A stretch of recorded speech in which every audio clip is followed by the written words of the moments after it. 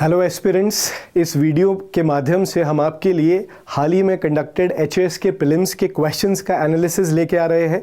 ये एनालिसिस हमारा दो पार्ट्स में रहेगा। इस पार्ट में हम इंडियन पॉलिटी, साइंस के क्वेश्चंस, करंट अफेयर्स के क्वेश्चंस और हिस्ट्री के क्वेश्चंस का एनालिसिस करेंगे, और जो सेकेंड पार्ट रहेगा उसमें जो रिमेनिंग सब्जेक्ट्स है उसका एनालिसिस होगा।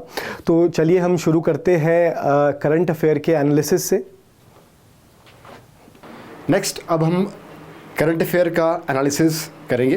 जो क्वेश्चन आपके करंट अफेयर से रिलेटेड थे इस प्रीलिम्स के एग्जाम में,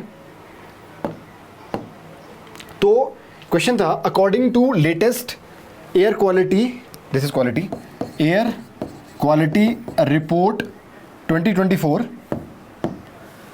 विच Indian city emerged as most polluted. तो इसका आंसर है बेगूसराय। ठीक है, तो ध्यान रखना कि बेगूसराय आपका क्या था, मोस्ट पॉल्यूटेड था। आपने अगर पढ़ा होगा इसको तो उसमें दिया हुआ था इस रिपोर्ट में कि दिल्ली जो है वो मोस्ट पॉल्यूटेड कैपिटल सिटी है वर्ल्ड की, और सबसे मोस्ट पॉल्यूटेड जो है वो थी आपकी बांग्लादेश। कंट्री में अगर देखें तो बांग्लादेश, सिटी में जो है वो आपका क्या था, बेगूसराय। तो इसका आंसर हो जाता सी। ठीक है, next, which position India got in economic, जो आपका इंटेलिजेंस यूनिट है वो एक संस्था है जो डेमोक्रेसी इंडेक्स निकालता है। तो 2023 का जो इंडेक्स निकाला था उसमें भारत को इसने रैंक किया है 41st रैंक, जो भारत का इंप्रूव हुआ है। तो 41st इसका आंसर है C. Till when Indian government has extended Pradhanmantri Garib कल्याण अन्न योजना। आपने अगर सुना होगा 2023 में ये एक्सटेंशन की थी 5 सालों के लिए। ठीक है, तो ये न्यूज़ आर्टिकल है कि दिसंबर 2028 तक, तो 23 में की थी, 5 सालों के लिए कितना हो गया, 28। तो आंसर इसका क्या हो गया, सी।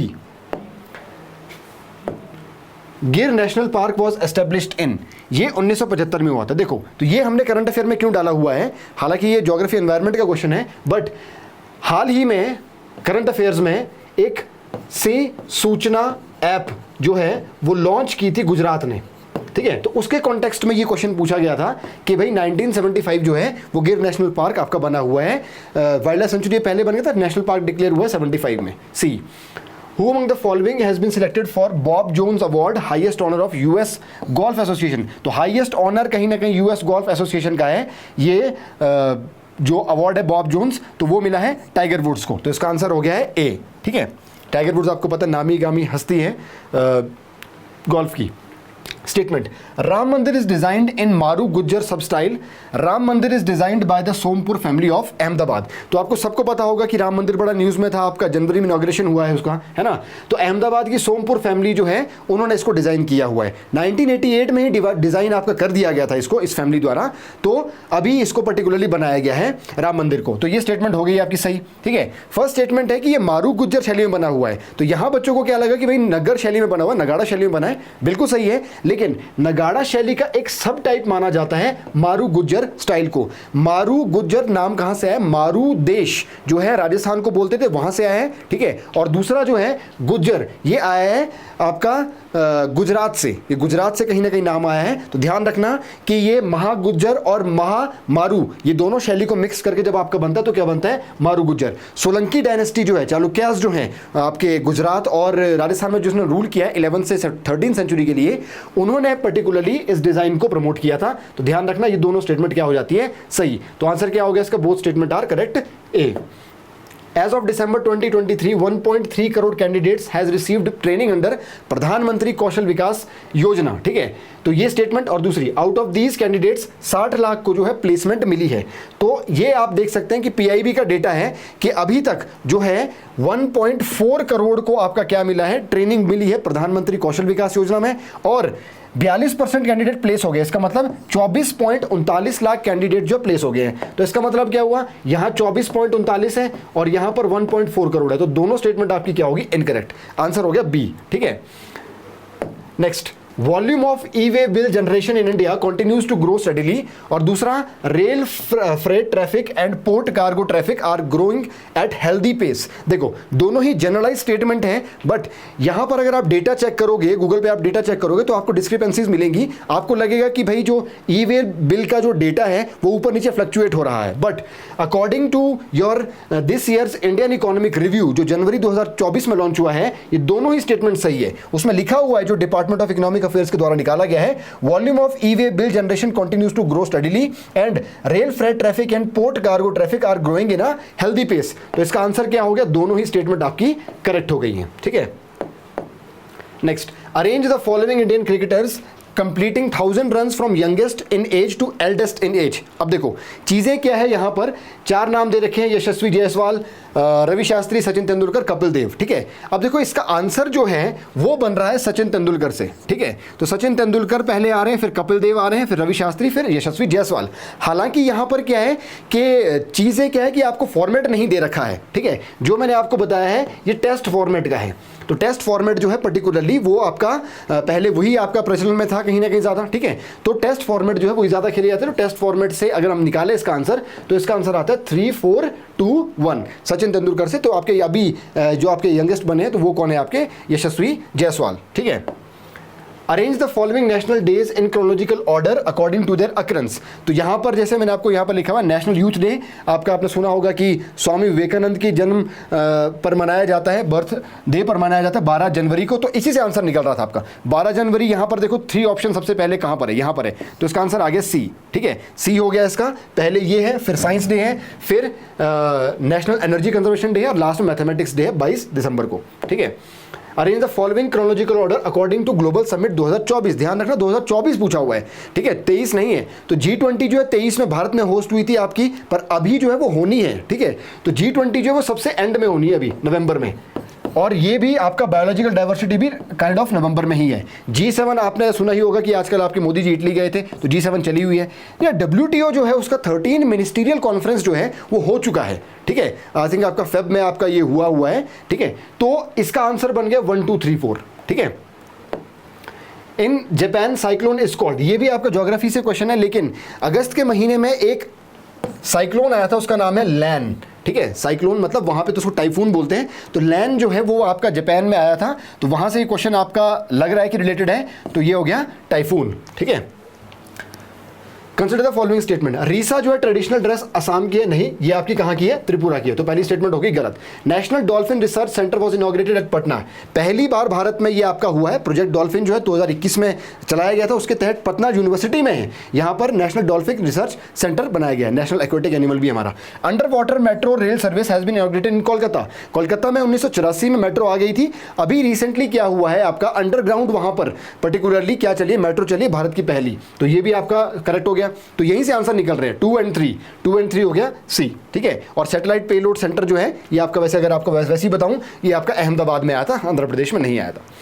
XPoSat will अनरेवल the mysteries, this is mysteries of black holes, बिल्कुल सही है। एक्सपोसेट जो है वो आपका जनवरी में लॉन्च हुआ था इसरो द्वारा, और ये क्या करेगा, एक्सरे पोलैरीमीटर या एक्सरेज जो आपकी है उनको स्टडी करेगा। एंड दैट एक्सरेज जो आपकी वो कहां से आ रही है, वो आपकी डिफरेंट कॉर्नर्स ऑफ यूनिवर्स से आ रही हैं। तो ब्लैक होल्स की भी आपकी पर्टिकुलरली ये उसके बारे में भी कहीं ना कहीं जानकारी देगा, ठीक है। एंड सेकंड स्टेटमेंट जो है, ऑब्वियस सी बात है कि हमारा लॉन्चिंग स्टेशन जो है वो आपका श्रीहरिकोटा ही है आंध्र प्रदेश में। तो पहला आपको पता है, तो चौथा आपको पता है, तो आंसर ऐसे निकल गया इसका 1 और 4, इसका आंसर हो गया ए, ठीक है। नेक्स्ट, इंटरनेशनल सोलर अलायंस जो आपकी बहुत ही न्यूज़ में रहता है, ठीक है, 2015 में जो बना हुआ है इंडिया और फ्रांस के आपके इनिशिएशन से, उसका जो गवल पहाड़ी है गुरुग्राम में, वहां पर इसका हेडक्वार्टर, तो पहला बिल्कुल सही है। Coalition for disaster resilient infrastructure is located in new Delhi, ये भी बिल्कुल सही है। तो पहली 2 स्टेटमेंट सही हो गया कहीं ना कहीं। अगर आपको पर्टिकुलरली ये स्टेटमेंट नहीं पता थी, तो इसका आंसर यहां से भी निकल रहा है। इंटरनेशनल सोलर अलायंस जो है वो यूएसए का आइडिया नहीं था, किसका था, मैंने बताया था आपको, फ्रांस और इंडिया का, गलत। क्वाड जो है वो आपका इंडिया और रशिया को क्लोज लाया, नहीं, क्वाड में तो रशिया है ही नहीं है, तो ये गलत हो गया, ठीक है। तो 1 और 2 इसका आंसर भी हो गया ए, ठीक है। Next, computer scientist Hari Balakrishnan was awarded 2023 Marconi prize, बिल्कुल सही है कि मार्कोनी प्राइज जो है उनको दिया गया था, हरि बालाकृष्णन को दिया गया था कंप्यूटर साइंस के लिए, ठीक है। उसके बाद widest gap of western ghat is Palakkad in Kerala, जिसको पाल घाट भी हम बोलते हैं, पलक्कड़, ये लगभग 30 किलोमीटर का गैप है। तो ये वाइडेस्ट है वेस्टर्न घाट में, ठीक है। थाल घाट, भोर घाट ऐसे करके आपने सुने होंगे, वाइडेस्ट है 30 किलोमीटर का ये। तो पहला और तीसरे से आंसर निकल गया 1 और 3। फ्लाई ऐश इज अनवांटेड, ये अनवांटेड होता है, वांटेड नहीं होता है, ये चीज ध्यान रखना। और CISF का जो आपका रेसिंग डे है उसको रिवाइज नहीं किया था, ध्यान रखना, ठीक है। तो आंसर हो गया सी। नेक्स्ट, कार्टोसैट एक्सपोसेट, आदित्य और रीसेट। यहां पर देखो अभी मैंने आपको जैसे बताया आदित्य L1 हमारा मिशन जो लॉन्च हुआ है, वो आदित्य L1 आपका कब लॉन्च हुआ है? देखो अगस्त में, 23 अगस्त को हम नेशनल स्पेस डे मना रहे थे। उसके बाद चंद्रयान हमारा लैंड किया। उसके बाद हमारा क्या हुआ, सितंबर में ये गया है आदित्य L1। तो यहां से देखो बी का 1, अगर बी का देखे तो 1 है यहां पर, ठीक है, तो यहीं से आंसर निकल गया। एक अगर आपको पता है तो ए का 3, बी का 1, सी का 4, डी का 2। अगर एक्सपोसेट देखो आप, ये कब हुआ था? जनवरी, अभी थोड़ी देर पहले बताया। एक्सपोसेट से 2 क्वेश्चन आए हुए थे, तो एक्सपोसेट जनवरी 1, ठीक है, तो सी का हो गया 4। इसी से आंसर निकल गया आपका ए। एशियान कोप 29, ब्रिक्स और नाटो, इसमें देखो आपका रिसेंटली अभी जो कोप 28 हुआ है, तो कोप 28 से इन्होंने पहले भी क्वेश्चन पूछा हुआ है एचएएस में, अगले साल का कोप कहां होगा, ऐसा क्वेश्चन पूछा हुआ है पहले भी 1-2 साल पहले। तो कोप 29 जो वो कहां होने वाला है, वो बाकू में होने वाला है। अजरबैजान की कैपिटल है बाकू, तो वहां पे होने वाला है। इसी से आपका कहीं ना कहीं आंसर निकल जाता है। अगर हम देखें बी का है 2, बी का 2 हो गया यहां पर। एशियान अगर आपको पता होगा association of south east Asian nation, ये भी आपका कहां पर है? लाओस, ऑब्वियस सी बात है। तो ए का हो गया 4, यहां से भी आंसर निकल जाता है आपका पर्टिकुलरली 4213, इसका हो गया सी, ठीक है। तो ये आपका करंट अफेयर का एनालिसिस था। इसमें कोर करंट अफेयर के क्वेश्चन आपके लगभग ये रख लीजिए कि 20 तक होंगे। 1-2 क्वेश्चन जो है वो आपके ज्योग्राफी एनवायरनमेंट से रिलेटेड थे, पर वो भी करंट के कॉन्टेक्स्ट में हमने यहाँ पर कवर किए। तो इसके बाद आपका जो है अभिनव सर आपके लिए हिस्ट्री का सेक्शन एनालिसिस उसका करेंगे, ठीक है। नमस्कार दोस्तों, मैं डॉक्टर अभिनव वर्मा आपके सामने लेकर आया हूं हिस्ट्री सेक्शन का एनालिसिस। हिस्ट्री के 12 क्वेश्चंस थे, काफ़ी स्ट्रेट फॉरवर्ड थे, लेकिन जो इसमें क्रोनोलॉजिकल ऑर्डर पूछा था वो काफ़ी कंफ्यूजिंग था। उसमें 50-50 वाला का कंसेप्ट हो गया था। अगर तो आपने उसको ढंग से पढ़ा होगा तब आप उसको अटेम्प्ट कर सकेंगे, नहीं तो आप 1-2 में ज़रूर फंसेंगे, ठीक है। तो शुरू करते हैं। पहला क्वेश्चन वही जिसको सब अभी अटकलें लगा रहे हैं, दादा भाई नारोजी और रमेश चंद्र दत्त के बारे में। यहाँ पर है किसने कहा था कि the producers are crippled, the farmers are burdened with taxes and huge amount of revenue is sent out of the country, then पूरी कंट्री आपकी गरीब ही रहेगी। यहाँ पर जो मेरा बेट है वो है रमेश चंद्र दत्त साहब के साथ, ठीक है जी। अगर हम बात करेंगे दोनों की इकोनॉमिक क्रिटिक के बारे में, दोनों की फिलॉसफी के बारे में, दादा भाई नारोजी ने पॉवर्टी एंड ब्रिटिश रूल तो लिखा, लेकिन वो हमेशा आप देखेंगे यहाँ पर प्रो जमींदार या बॉर्गवीज क्लास को यहाँ पर उनके बारे में बात करते थे। कभी उन्होंने इतनी ज़्यादा प्रो फार्मर बात या प्रो पीजेंट्री बात यहाँ पे नहीं की। वेरएस अगर आप बात करेंगे आरसी दत्त साहब के बारे में, आरसी दत्त साहब ने यहाँ पर 1870 के बाद, ठीक है, दक्षिण शाहबाजपुर में जो भी बांग्लादेश में है, वहाँ पर जब फेमीन आया था 1870 में, उसके बाद से अपने अंकल के कहने पर ये जो टैक्सेस है ब्रिटिशर्स ने लगाए थे, खासकर आपका परमानेंट सेटलमेंट और रेवतवाड़ी सेटलमेंट, उसको क्रिटिसाइज करना शुरू कर दिया था।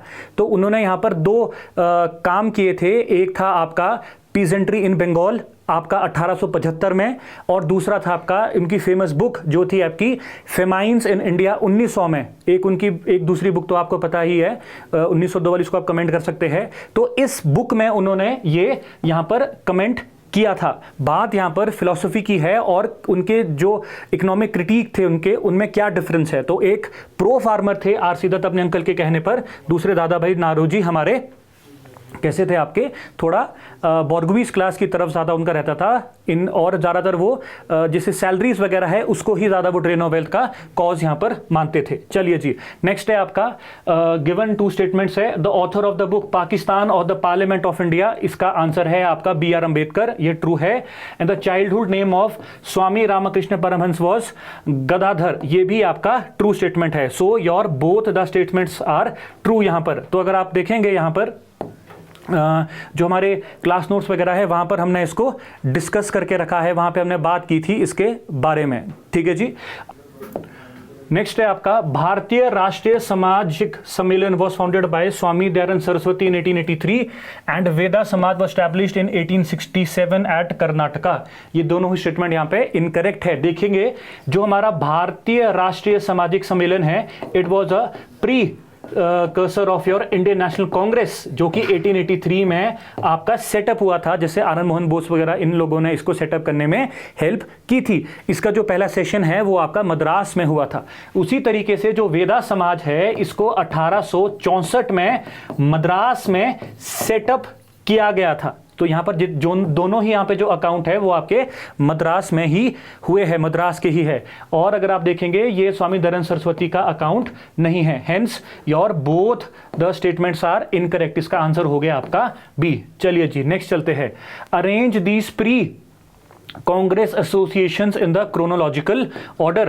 तो आपका Indian association, British India association, Bombay presidency association और पूना सार्वजनिक सभा को हमको क्रोनोलॉजिकल ऑर्डर में लगाना है। अगर आप देखेंगे जो हमारे क्लासरूम नोट्स वगैरह है जो हमसे पढ़े हैं, आप देखेंगे 1851 में जब लैंड होल्डर सोसाइटी और Bengal British India society merge हुई थी तो बनी थी आपकी British India association, Devendranath Tagore वाला। तो ये हो गया आपका 1851। चलिए जी, नेक्स्ट देखेंगे आप पूना सार्वजनिक सभा। तो जो पूना सार्वजनिक सभा है वो है आपकी 1870 में, रानाडी और जोशी जी की 1870 में। उसके बाद है आपका इंडिया एसोसिएशन है आपका 1876 में बाय आनंद मोहन बोस एंड बैनर्जी। तो ये हो गया आपका 1876। और लास्ट है आपका बॉम्बे प्रेसिडेंसी एसोसिएशन, जिसको आपका 1885 में यहां पर ढूंढा गया है by Firoz Shah Mehta and Telang and Tyabji वगैरह। तो यहां पर क्या है आपका 3, उसके बाद है आपका 4, 3, 4, उसके बाद है आपका 1 एंड उसके बाद है आपका 2, 3, 4, 1, 2, 3, 4, 1, 2। तो यहां पर आपका इसका है सी। चलिए जी, नेक्स्ट देखते हैं। Consider the following statements. Paramhansa Mandali was established in Madras. Alfred Webb was the first Englishman to become the president of Indian National Congress. उसके बाद है तैयब जी was the first Muslim to become the president of Indian National Congress.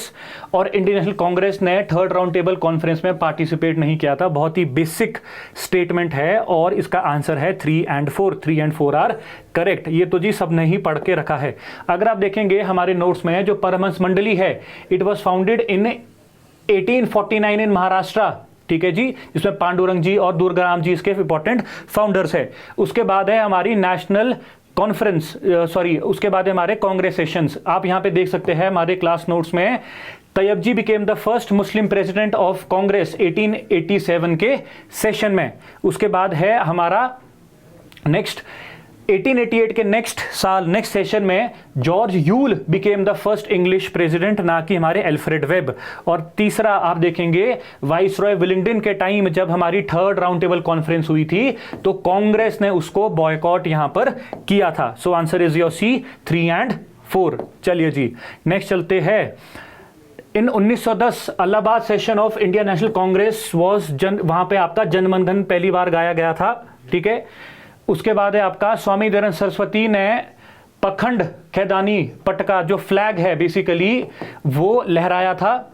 उसके बाद है जो आखिरी charter act था वो 1853 का था। और जो मॉडर्न एजुकेटेड क्लास थी उन्होंने कभी 1857 के रिवोल्ट को सपोर्ट नहीं किया। तो आप देखेंगे इसका भी आपका आंसर है 3 and 4। इसका भी आंसर आपका 3 and 4 है। ठीक है जी, तो इसको भी देख लेते हैं। ये तो देखो, ये तो बहुत ईजी है। 1853 का आखिरी चार्टर एक्ट, इसमें कोई एक्सटेंशन नहीं मिला था क्योंकि उनको डर था कि रिवोल्ट हो सकता है। बाकी 1857 का जो रिवोल्ट है उसमें बोर्गुइस क्लास ने पार्टिसिपेट नहीं किया था। अब यहां पे देखेंगे ये हो जाएगा आपका हरिद्वार। चलिए जी, तो आप देखेंगे 1853 द लास्ट चार्टर एक्ट। ठीक है, हमारे नोट से जो हम करते हैं। उसके बाद आप देखेंगे स्वामी दयानंद सरस्वती के बारे में, अपने गुरु स्वामी विरजानंद जी के कहने पर उन्होंने हरिद्वार में आप देखोगे फ्लैग लहराया था आपका 1867 में। और सारे जो भी उनके क्लोथ्स वगैरह थे उसको बॉयकॉट कर दिया था पहनने से। अब उसके बाद वो आप देखेंगे अब लुंगी में ही ज्यादातर रहते थे, लंगोट में ही ज्यादा रहते थे, भगवा रंग की। उसके बाद तो ये हो गया आपका वहां पे गलत। उसके बाद आप देखेंगे 26th सेशन 1911 में आप देखेंगे नेशनल एंथम वॉज संग, जन गण मन गाया गया था for the first time under Bishan Narayan धर जो उनके प्रेसिडेंट थे।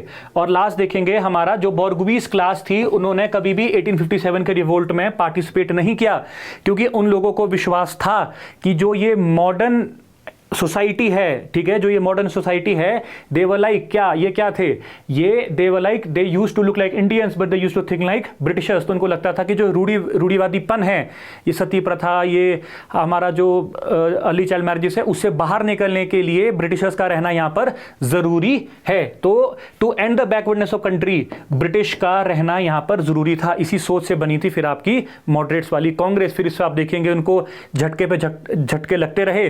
फिर आगे को हमारा फ्रीडम स्ट्रगल बढ़ता रहा। चलिए जी, तो 3 और 4 जैसा आपको मैंने कहा था। नेक्स्ट देखेंगे आप सिंह सभा के बारे में। सिंह सभा के बारे में देखेंगे, सिंह सभा के बारे में देखेंगे। जो सिंह सभा है उसको 1873 में अमृतसर में ही खोजा गया था, ठीक है। लेकिन अगर आप देखेंगे ये स्टेटमेंट्स को स्वैप कर दिया है आपस में। जो हमारे प्रेसिडेंट थे वो थे ठाकुर साहब, और जो हमारे सेक्रेटरी थे वो थे हमारे ज्ञान सिंह जी। तो 2 और 3 हो गया गलत, करेक्ट हो गया आपके 1 और 4। ये तो बिल्कुल ठीक है, ठीक है जी। ये है हमारा सिंपल था ये, ठीक है जी। ये बिल्कुल हमारा सिंपल था सिंह सभा वाला, ठीक है। तो उसका देखेंगे आप 1879 में एक और सिंह सभा को लाहौर में भी यहां पर लाया गया था। चलिए जी, नेक्स्ट देखते हैं। B.R. Ambedkar started Viacom Satyagraha 1924 for the temple entry for untouchables, ठीक है जी। यहां पर आप देखेंगे स्टेटमेंट है गलत। यहां पर ये जो मूवमेंट है वो गांधी जी से रिलेटेड है, जिसमें आप देखोगे माधवन साहब, आपके मेनन साहब और किलप्पन जैसे लोग यहां पर इन्वॉल्व रहेंगे इस मूवमेंट के साथ। Jyotiba Phule was not associated with Republican Party, ये होगी आपकी true statement. So statement 1 is incorrect and D is your correct. बिल्कुल ठीक, वो नहीं इससे रिलेटेड थे। चलिए जी, नेक्स्ट देखेंगे आप अमृत बाजार पत्रिका, मैच द फॉलोइंग। अमृत बाजार पत्रिका है आपकी 1868 में लिट्टन भाई साहब का इसने जीना हराम करके रखा था, ठीक है। उसका देखेंगे आप हमारा फेमस बॉम्बे क्रॉनिकल, जो हमारे बॉम्बे क्रॉनिकल है उसको आप देखेंगे 1913 में लाया गया था, ठीक है जी। तो इससे भी आपके आप देखेंगे आंसर्स यहां पर निकल रहे थे, ठीक है। तो यहां पर आप देखते हैं 1877 में आपकी भारत मित्र एच शास्त्री द्वारा आई बंगाली में, जो हमारे को बुक में जो हमारे को पेपर में 1878 लिखा है तो क्लोज इनफ था। 1913 में बॉम्बे क्रॉनिकल लेके आई फिरोज शाह मेहता जी। बाद में देखेंगे आप ये गांधी जी को बहुत सपोर्ट करती थी ये वाली मैगजीन जो आपकी बॉम्बे क्रॉनिकल थी। फिर आपका अमृत बाजार पत्रिका शिशिर कुमार घोष और मोतीलाल घोष बांग्लादेश में, फिर आप देखेंगे यही बाद में बिलिंगविल बन गया था 1871 में। तो अगर आप देखेंगे यहां से भी आपका जो क्वेश्चन है वो यहां पर इजीली सॉल्व हो रहा था। सो आपका ए का हो गया 3, उसका देखेंगे आप सी का हो गया आपका 1, और भारत मित्र का हो गया आपका डी का 2।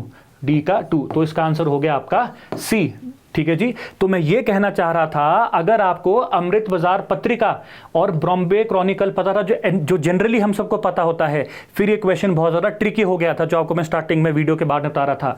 तो जो ये बहुत डिटेल में पूछी गई है ना, हरिश्चंद्र मैगजीन और भारत मित्र वगैरह, तो इनके बारे में पता होना जरूरी था, तभी ये क्वेश्चन सॉल्व होने थे।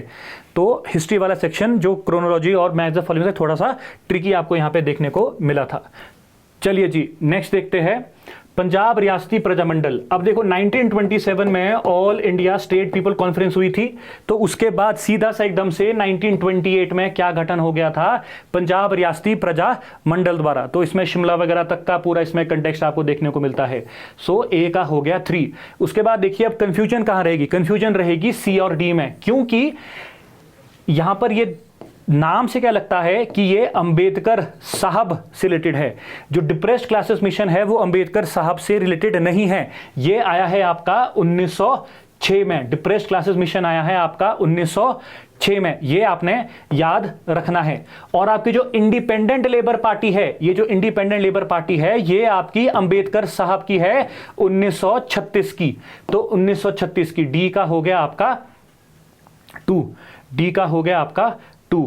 तो ये आपको समझना है, इसका आंसर है आपका ए। तो जनरली बच्चों को क्या कंफ्यूजन रहा होगा ना अंबेडकर साहब के, क्योंकि डिप्रेस्ड क्लासेस के लिए उन्होंने बहुत ज़्यादा काम किया है, ठीक है। गांधी जी से भिड़ गए, पूना पैक्ट एक्ट उन्होंने साइन करवा दिया। उसके बाद आप देखेंगे साइमन कमीशन को सपोर्ट किया उन्होंने डिप्रेस्ड क्लासेस के लिए, है ना। लीग से हट के ही चले हैं डिप्रेस्ड क्लासेस के लिए, लेकिन यहाँ पर मिशन की बात की जा रही थी जो 1906 का है, ठीक है। तो ये आपका सिंपल है। और लास्ट में बचा आपका क्या, आदिवासी महासभा है आपका 1938 का, जो आपके झारखंड और उड़ीसा जो आज का क्षेत्र है, यहां पर ये मूवमेंट बहुत ज्यादा पॉपुलराइज हुई थी। चलिए जी, ठीक है। तो इसका आंसर है आपका ए का 3, बी का 4, सी का 1 और डी का 2। चलिए जी, नेक्स्ट दोबारा से मैच द फॉलोइंग, ठीक है। तो अब यहां पर लॉरेंस भाई साहब और कुक्का मूवमेंट वाला कंटेक्स्ट भी कंफ्यूज करने वाला था। साथ में आप देखेंगे लॉर्ड डफरिन और 1892 के एक्ट वाला भी आपका कंफ्यूजिंग था। तो यहाँ पर मल्टीपल ऑप्शन ऐसे थे जो आपस में आपको कंफ्यूज करने के लिए बनाए गए थे। अगर आप इसको देखेंगे, जो हमारे जॉन लॉरेंस भाई साहब है, उनके टाइम है establishment of high courts Calcutta, Bombay और मद्रास का, तो डी का हो गया आपका 1। ठीक है जी। उसके बाद अगर आप नेक्स्ट देखेंगे, जो हमारे डफरिन भाई साहब थे, डफरिन भाई साहब के टाइम हुआ था थर्ड एंग्लो बर्मा वॉर, जो 1885 से 1887 चला था। ठीक है जी। सी का हो गया आपका 3।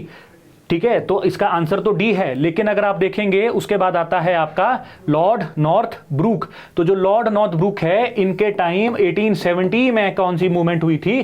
कुक्का movement in Punjab, Kuka movement in Punjab. ठीक है जी, आप याद रखना। और लास्ट आप देखेंगे हमारे लैंसडोन करके जो वाइसरॉय है, इनके टाइम आया था हमारा मॉडरेट्स की इकलौती उपलब्धि, जो था आपका 1892 का एक्ट। तो इसका क्या हो गया आपका? ए का 2, बी का 4, सी का 3 और डी का 1। सो ये भी एक यहाँ पर इंपॉर्टेंट क्वेश्चन था। सो आई होप सो आपको ये सेक्शन अच्छा लगा होगा। अब जो नेक्स्ट सेक्शन आप यहाँ पर देखेंगे वो है आपका साइंस का। Thank you so much. तो स्टूडेंट, अब हम बात करेंगे जनरल साइंस के सेक्शन की, जो हिमाचल प्रदेश एडमिनिस्ट्रेटिव सर्विसेज के एग्ज़ाम में पूछा गया था। तो अगर हम यहाँ पे स्टूडेंट बात करें एनालिसिस की यहाँ पे, तो जो जनरल साइंस के क्वेश्चन थे वो एनसीईआरटी बेस हिसाब से पूछे गए थे, जो इजी टू मॉडरेट लेवल के हमको देखने को मिले। तो चलिए स्टार्ट करते हैं अपने फर्स्ट क्वेश्चन से। तो पहला क्वेश्चन हमारे पास है, which of the following process is not related to the nutrition. Nutrition में हम बात करें स्टूडेंट डाइजेशन की, तो डाइजेशन में हमारे पास जनरली 5 प्रोसेसेस होती हैं। सबसे पहले आता है इंजेशन, जिसका मतलब है खाने को इंटेक करना, फूड को इंटेक करना ही क्या कहलाता है? इंजेशन। उसके बाद क्या होगा? फूड का डाइजेशन होता है। डाइजेशन के बाद जो प्रोसेस देखने को मिलती है that is absorption of food. Absorption of food के बाद हमें देखने को मिलेगा एसिमिलेशन, और एसिमिलेशन के बाद लास्ट में जो प्रोसेस होगी दैट इज़ द इजेशन। तो इस तरह से जो भी डाइजेशन होता है वो 5 पार्ट्स में डिवाइडेड होता है: ingestion, digestion, absorption, assimilation and egestion. तो अगर हम यहाँ पे देखें, हमें पूछा गया है कौन सा न्यूट्रिशन का पार्ट नहीं है। तो अगर देखें, इंजेशन पार्ट है, एसिमिलेशन पार्ट है, इजेशन पार्ट है, तो हमारे पास जो यहाँ पे राइट आंसर होगा that is the scouring. It is not the part of the nutrition.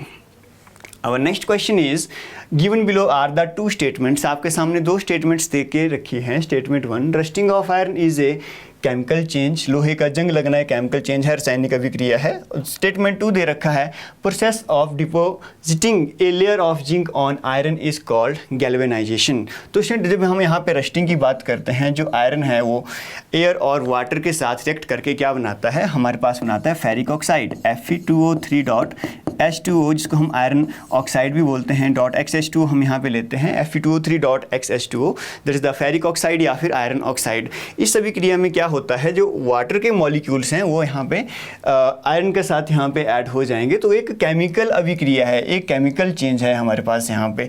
ठीक है, ये एक रासायनिक अभिक्रिया है। दूसरी बात करें, the process of depositing a layer of zinc on iron is called galvanisation. अब स्टूडेंट, गैल्वेनाइजेशन में क्या होता है? अगर हम जिंक और आयरन की बात करें, तो जो जिंक मेटल है it is more reactive as compare to iron. तो उस केस में क्या करते हैं हम, किसी आयरन की जो भी मेटल पीस होगा उसके ऊपर हम यहाँ पे डिपॉजिट करा देते हैं लेयर किसकी? जिंक की, जो कि ज़्यादा रिएक्टिव है एज़ कम्पेयर टू आयरन। अगर क्रोजन होगा तो यहाँ पे जिंक का क्रोजन होगा, और उस तरह से हमारे पास जो आयरन होगा वो सेफली यहाँ पे बच जाएगा। तो इसी प्रोसेस को क्या बोलते हैं? गैल्वेनाइजेशन बोलते हैं। तो पहली जो स्टेटमेंट है वो ट्रू है, और दूसरी जो स्टेटमेंट रहेगी वो भी हमारे पास ट्रू होगी।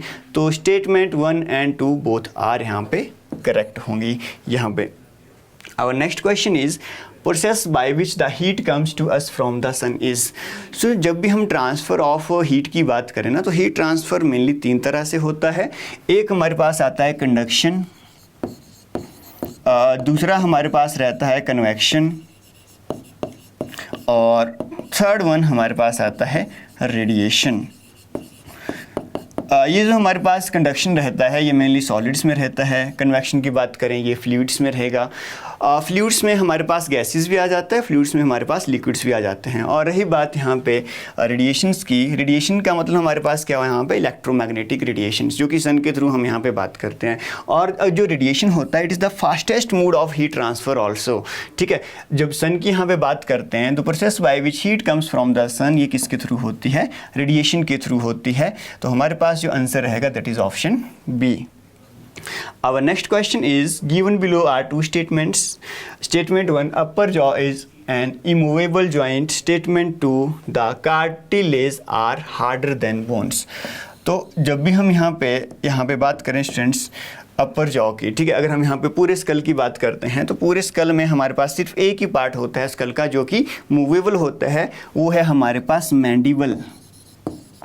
ये हमारे पास मैंडिबल, जिसको हम जॉ बोन भी बोलते हैं। मैंडिबल जो है ये नीचे वाला जो हमारे पास बोन होगी ये कैसे रहेगी, ये स्ट्रॉन्गेस्ट भी होती है, लार्जेस्ट फेस बोन भी होती है। अगर इसके बाद हम यहाँ पे पूरे स्कल की बाकी की बात करें तो एक ऐसा पार्ट रहता है, ये इमूवेबल पार्ट रहता है। तो हमारे पास क्या रहेगा, इट इज़ द इमूवेबल। दूसरी बात करें the cartilage are the harder than bone. No students, cartilage जो होता है वो हमारे पास सॉफ्टर होती हैं बोन से, जैसे कि नोज़ की बोन होगी, ईयर की बोन होगी, ये किस में आते हैं, ये कार्टिलेज में आते हैं, ये सॉफ्ट होती हैं एज कंपेयर टू बोन्स। तो दूसरे वाला क्या होगा हमारे पास, इनकरेक्ट होगा। तो अपर जॉ इज इमूवेबल जो राइट रहेगा, और दूसरे वाला हमारे पास क्या होगा, इनकरेक्ट होगा। तो हम बोल सकते हैं यहाँ पे statement 1 is correct and statement 2 is incorrect. तो option C is a right answer. Next question is arrange the following gases according to the speed of sound in them from lowest to highest. हमारे पास sulphur dioxide दे रखा है, helium दे रखा है, oxygen, hydrogen. ये question student directly NCERT से उठाया गया था।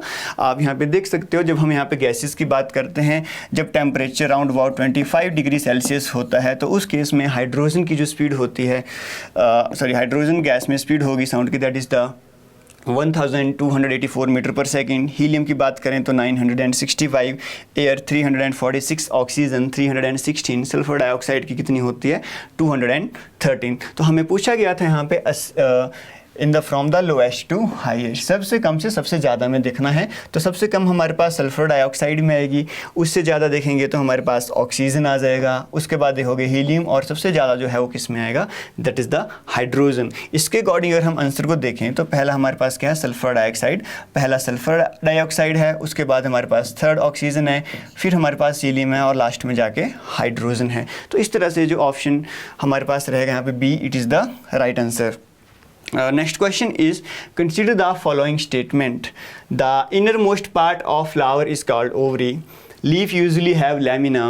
Roots absorbs water and mineral from the soil. Last one is petal is not the part of flower. Student अगर हम यहाँ पे एक जनरल फ्लावर्स की बात करें ना, तो हमारे पास देखो कौन कौन से पार्ट होते हैं। ये हमारे पास एक स्टैमिन पार्ट होता है जो कि मेल पार्ट होता है, इसमें हमारे पास एंथर और फिलामेंट आ जाते हैं। उसके बाद जो सबसे अंदर वाला पार्ट होता है एक्चुअल में, इट इज़ द पिस्टिल। सबसे जो अंदर वाला पार्ट क्या है, वो फिस्टल है। उसमें हमारे पास फीमेल पार्ट जिसको हम बोलते हैं एक्चुअल में, इसमें स्टिग्मा आ जाता है, स्टाइल आ जाता है, पॉलन ट्यूब आ जाती है, ओवरी आ जाती है, ओव्यूल आ जाते हैं। ये जो सारे के सारे पार्ट हैं हमारे पास, ये सब पार्ट ऑफ फिस्टल में आ जाते हैं, ठीक है, अगर हम यहाँ पे इसकी बात करें। और रही बात पेटल्स की, ये हमारे पास क्या है, it is the part of flower. अगर हम यहाँ पे देखें, पहला the inner most part of flower is called ovary. तो स्टूडेंट यहाँ पे अगर हम देखते हैं तो इनर मोस्ट पार्ट है, एक्चुअल में क्या आएगा हमारे पास, एक्चुअल में जो इनर मोस्ट पार्ट आएगा दैट इज द पिस्टिन, और इसके सब पार्ट्स हैं, ठीक है, इस चीज़ को ध्यान देना। तो हम ऐसा नहीं बोल सकते कि ओवरी ही हमारे पास इनर मोस्ट पार्ट है, उसमें हमारे पास और भी इनर मोस्ट पार्ट में अलग अलग सब पार्ट्स हमको देखने को मिल सकते हैं। तो इस तरह से एक कंडीशन के हिसाब से देखें तो स्टेटमेंट हमारे पास करेक्ट नहीं होगी। लीफ यूजली हैव लैमिना, ये students leaf usually have a lamina. Lamina का मतलब हमारे पास ये हुआ स्टूडेंट जिसको हम एक तरह से लीफ ब्लेड बोलते हैं, ठीक है। ये पूरे का पूरा पार्ट हमारे पास क्या है, ये जो पार्ट दिख रहा है it is known as the lamina या फिर लीफ ब्लेड। तो लीफ के बाद यूजुअली लैमिना देखने को मिलता है। Root absorb water and mineral from the soil. ये स्टूडेंट जो रूट्स हैं वाटर और मिनरल सॉइल से एब्जॉर्ब करते हैं, किसके थ्रू, हमारे पास कुछ वैस्कुलर टिश्यू होते हैं जो प्लांट्स में देखने को मिलते हैं। एक जाइलम होता है, दूसरा फ्लोएम होता है। जो जाइलम टिश्यू होगा वो क्या करता है, वाटर और मिनरल्स को जड़ों से प्लांट तक पहुंच जाता है, ठीक है, किसके थ्रू? जाइलम वैस्कुलर टिश्यू के थ्रू। तो हमारे पास देखा जाए तो ये आंसर हमारे पास क्या होगा? करेक्ट होगा। नेक्स्ट बोला है petal is not the part of flower, जो कि हमारे पास यहाँ पे रॉन्ग हो जाएगा, ठीक है, क्योंकि पेटल जो है वो फ्लावर का पार्ट होता है। तो इसके हिसाब से देखें तो 2 और 3 हमारे पास यहाँ पे राइट आंसर होगा ऑप्शन सी। नेक्स्ट क्वेश्चन हमारे पास दे रखा है students, consider the following statements, insulin regulate blood sugar level. Next one हमारे पास दे रखा है secretion of oestrogen occurs in males, deficiency of iodine may cause dwarfism, thyroid gland regulate metabolism for the body growth.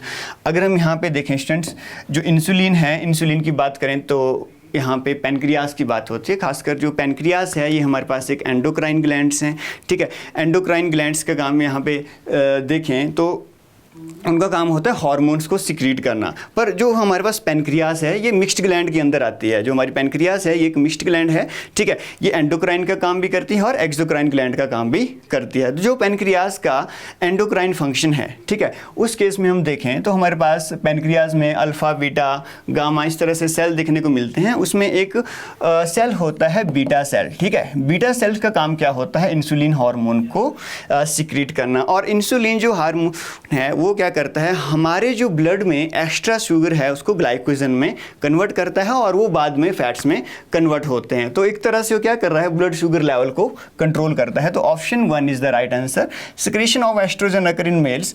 Yes students, secretion of oestrogen की बात करें तो steroid hormone होते हैं, mails में भी देखने को मिलते हैं। मेल में जब हम सिक्रीशन की बात करें तो ये जो एड्रिनल ग्लैंड है वहाँ से सिक्रीट होता है। बट ये जो हार्मोन है ये डोमिनेटिंग कहाँ पे ज़्यादा होता है? फीमेल में ज़्यादा डोमिनेटिंग होता है। अगर हम दूसरे ऑप्शन की बात करें, तीसरे की देखें तो डेफिशिएंसी ऑफ आयोडीन में कॉज ड्वार्फिज्म। फोर्थ वाला हमारे पास दे रखा है thyroid gland regulate metabolism of the body, ठीक है। अगर स्टूडेंट मेटाबॉलिज्म की बात करें तो मेटाबॉलिक जो फंक्शंस होते हैं, प्रोसेसेस होती हैं, ये वो प्रोसेसेस होती हैं जिनसे एनर्जी रिलीज होती है। जैसे फॉर एग्जांपल डाइजेशन हो गया, हमारे पास रेस्पिरेशन हो गया, ठीक है। तो ये हमारे पास थायराइड ग्लैंड की बात करें तो इसमें एक हार्मोन होता है that is the thyroxine hormone. यही थायरॉक्सिन हार्मोन किसको रेगुलेट करता है? मेटाबॉलिज्म की प्रोसेसेस को रेगुलेट करता है। तो ये है हमारे पास क्या होगा? राइट आंसर होगा, ठीक है ना। तो अगर हम यही ऑप्शन के हिसाब से जाएं जो बिल्कुल एग्जैक्टली हमको आंसर देखने को मिल रहा है that is the option 1 and 4 only. तो option C is the right answer. Next question है स्टूडेंट, ये एसिड बेस से है, केमिस्ट्री से क्वेश्चन दे रखा है। यहाँ पे हमारे पास एसिड दे रखे हैं, दूसरी साइड को हमारे पास यहाँ पे नेचुरल रिसोर्सेज दे रखे हैं। लैक्टिक एसिड की बात करें कर्ड में होता है, it is the right answer. Oxalic acid की बात करें स्पिनाक में होगा, बहुत सही है, ये टोमेटो में भी देखने को मिलता है। टार्टरिक एसिड की बात करें तो टार्टरिक एसिड हमारा ग्रेप्स में देखने को मिलेगा। फॉर्मिक की बात करें तो फॉर्मिक एसिड जो है इसको हम मिथेनोइक एसिड भी बोलते हैं। Formic acid is also known as methanoic acid. ये कहाँ कहाँ देखने को मिलता है? एंड स्टिंग में देखने को मिलेगा, नेटल स्टिंग में भी देखने को मिलता है जिसको हम बिच्छू बूटी बोलते हैं, उसमें भी ये देखने को मिलता है। तो अगर हम यहाँ पे ऑप्शन पे जाएं तो फर्स्ट का हमारे पास क्या होगा? फर्स्ट होगा। सेकंड की बात करें तो सेकंड का हमारे पास सेकंड होगा। थर्ड का हमारे पास फोर्थ होगा और डी ऑप्शन का हमारे पास थर्ड होगा। तो इसलिए हमारे पास जो करेक्ट आंसर है that is the option number C. Next question is match list 1 and list 2। यहाँ पे हमारे पास कुछ साइंटिस्ट के नाम दे रखे हैं और कौन सी कंट्री से हैं इनके बारे में दिया गया है। तो अगर हम यहाँ पे देखें स्टूडेंट तो गैलीलियो की बात करें तो गैलीलियो थे इटली से।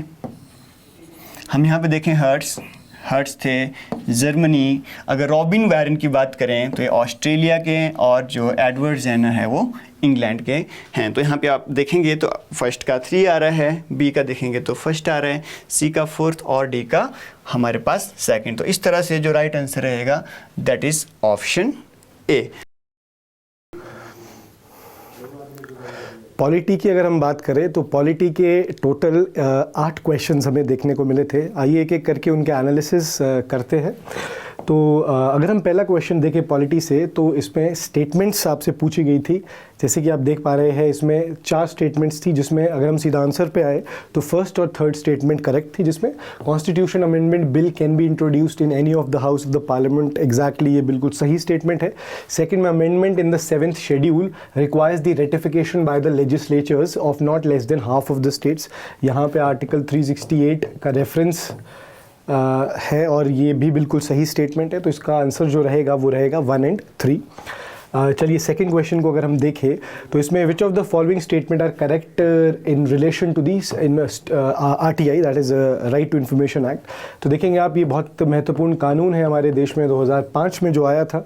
इसके बारे में कुछ स्टेटमेंट्स आपसे पूछी गई है। अगर हम देखें, this act came into force on 12 October 2005, again correct statement. This repealed the official secrets act, ये बिल्कुल गलत है। It replace the freedom of information act 2002, again बिल्कुल सही स्टेटमेंट है। And it does not protect freedom of expression and speech under Article 19। देखिए, अगर हम बिल्कुल ब्रीफली बात करें RTI एक्ट के बारे में, तो ये इम्पॉर्टेंट एक्ट है।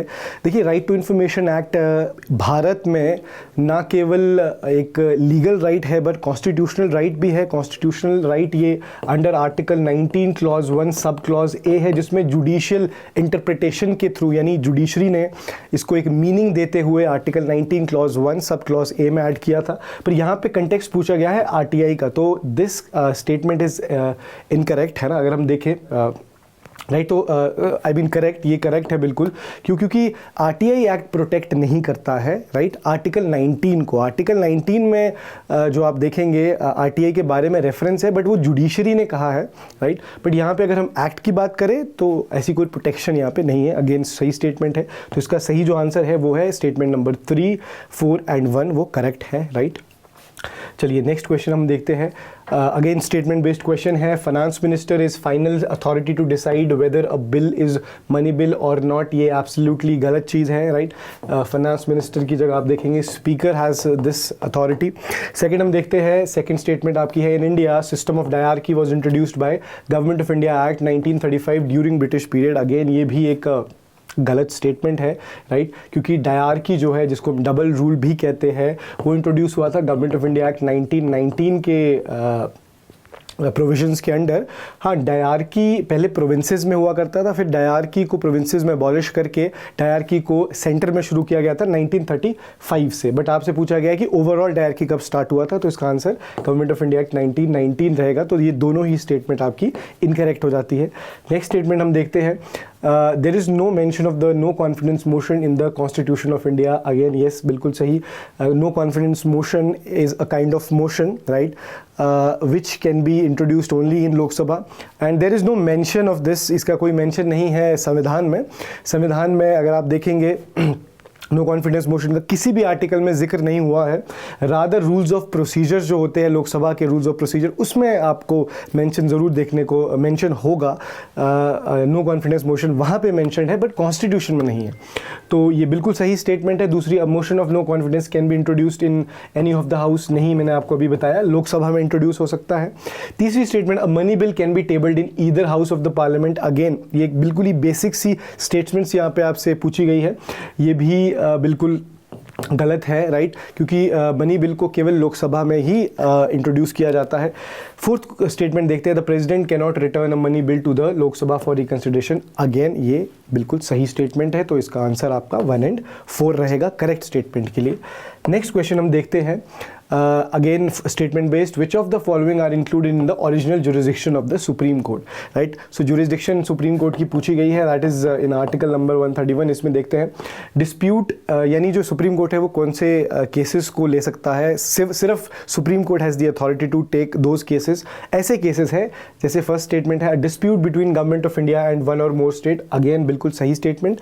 अ dispute regarding elections to the either house of the parliament, ये बिल्कुल गलत है। इसके लिए इलेक्शन पिटीशन दायर करनी होती है और वो सबसे पहले हाई कोर्ट में की जाती है, फिर वहाँ पे अपीलेट जुरिसडिक्शन हालांकि केवल इसमें आपको सुप्रीम कोर्ट की देखने को मिलेगी।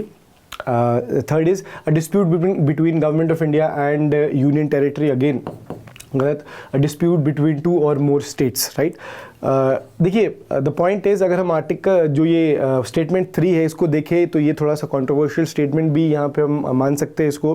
क्योंकि as far as the supreme court's interpretation is concern, सुप्रीम कोर्ट ने डिस्प्यूट गवर्नमेंट ऑफ इंडिया का और यूनियन टेरिटरी का जुरिसडिक्शन ओरिजिनल जुरिसडिक्शन में सुप्रीम कोर्ट की इंटरप्रेट किया है, पर क्योंकि वो ऑप्शन में आप वो जस्टिफाई नहीं कर पाओगे तो इसलिए हम इसको गलत मानेंगे और 1 और 4 स्टेटमेंट को हम बिल्कुल सही मानेंगे राइट। तो जो भी फेडरल नेचर नेचर के डिस्प्यूट्स होते हैं गवर्नमेंट ऑफ इंडिया या स्टेट्स के बीच, या स्टेट्स में आपस में कोई कॉन्फ्लिक्ट होते हैं, तो उसमें ओरिजिनल जुरिस्डिक्शन आपकी सुप्रीम कोर्ट की रहती है, ठीक है। तो इस पर 1 और 4 जो स्टेटमेंट है आपकी वो बिल्कुल सही है। नेक्स्ट हम देखेंगे ये रिट जो होती है, रिट जुरिस्डिक्शन आपकी सुप्रीम कोर्ट के अंडर आर्टिकल 32 क्लॉज 2, वहाँ से ये पूछा गया है, रिट्स आपसे पूछी गई है। एंड इसमें आप देखेंगे अगर आप देखें क्वो वारंटो, राइट, तो ये एक मेथड जो इसका इजी था करने के लिए, तो क्वो वारंटो आप देखेंगे exercising the power under which authority, right. तो यहाँ पे आप देख सकते हैं डी का जो ऑप्शन है वो 2 है और डी का ऑप्शन केवल 2, सी में आपको देखने को मिलेगा। तो इसका आंसर सी रहेगा, जिसमें हेबियस कॉर्पस जो है टू प्रोड्यूस इन पर्सन। फिर आप मेंडेमस को अगर देखें तो इसका रिस्ट्रिक्टिंग ऑफिशियल्स टू एक्ट, और सर्शरी का अगर आप देखेंगे तो री examining the lower courts record by the superior court, और क्वो वारंटो जो है exercising power under which authority. तो ये 4 रिट्स होती है, हालांकि इसमें एक और रिट भी होती है प्रोहिबिशन की, राइट। तो ये रिट्स इशू की जाती है for the enforcement of the fundamental right by the supreme court and also by the high court, right, under article number 32 clause 2 and by high court under 226, right. चलिए next question हम देखते हैं। Next question आपका आप देखेंगे कुछ important bodies हैं, उनके ईयर्स आपसे पूछे गए हैं। तो अगर हम देखें नेशनल कमीशन फॉर विमेन, अगर हम देखें तो नेशनल कमीशन फॉर विमेन आपका 1992 में आता है। नेशनल ह्यूमन राइट कमीशन आपका 1993 में आता है। काका कलेलकर कमीशन जो कि बैकवर्ड क्लास कमीशन थी पहले इंडिया की, वो 1953 में आती है, right. National commission for protection of child right आपका जो है वो 2005 में आता है, ठीक है जी। तो इस तरीके से जो इसका आंसर निकल के आता है वो आता है ए, राइट। तो अब हम नेक्स्ट क्वेश्चन देखते हैं। काउंसिल ऑफ मिनिस्टर का साइज आपसे पूछा गया है। Council of minister size has been restricted to 15% of the membership of the Lok Sabha by which constitutional amendment act, right. तो इसका सही आंसर आपका 91st कॉन्स्टिट्यूशनल अमेंडमेंट एक्ट है, जो कि 2003 की है, जिससे अमेंडमेंट हुआ था। Article number 75 clause 1A add किया गया था और article number 164 clause 1A again add किया गया था, जहाँ पे जो काउंसिल ऑफ मिनिस्टर का साइज़ है उसको 15% से वो एक्सीड नहीं कर सकता है लोकसभा की जितनी टोटल मेंबरशिप है। तो ये हमने ऐड किया था 91st कॉन्स्टिट्यूशनल अमेंडमेंट एक्ट 2003 से, right. So that is all about the polity questions. देखिए हमारा ऑब्जेक्टिव इस वीडियो के माध्यम से आपको आंसर बताना तो है ही, पर साथ में हम आपको एक इंसाइट भी प्रोवाइड करना चाहते हैं, जहाँ से आप जो लोग नई तैयारी कर रहे हैं उनको एक रेफरेंस पॉइंट मिल जाए, और जो लोग तैयारी कर चुके हैं या कर रहे हैं साथ में, तो वो भी अपनी स्ट्रैटेजी को रीलुक कर सके, रीस्ट्रैटेजाइज कर सके, ताकि जो ट्रेंड में जो शिफ्ट आ रहा है उसके साथ अब अपने आप को कोप अप कर सके। तो ये आपका पार्ट 1 था। पार्ट 2 में हम बाकी जो रिमेनिंग सब्जेक्ट्स हैं उनके एनालिसिस आपके लिए लेके आएंगे, जिसमें सबसे पहले इकोनॉमी का एनालिसिस हम करेंगे, क्योंकि इस बार के प्रीलिम्स में इकोनॉमी ने एक इम्पॉर्टेंट रोल प्ले किया है। तो ये जो नेक्स्ट एनालिसिस है ये आपका पार्ट 2 में रहेगा। धन्यवाद, थैंक यू।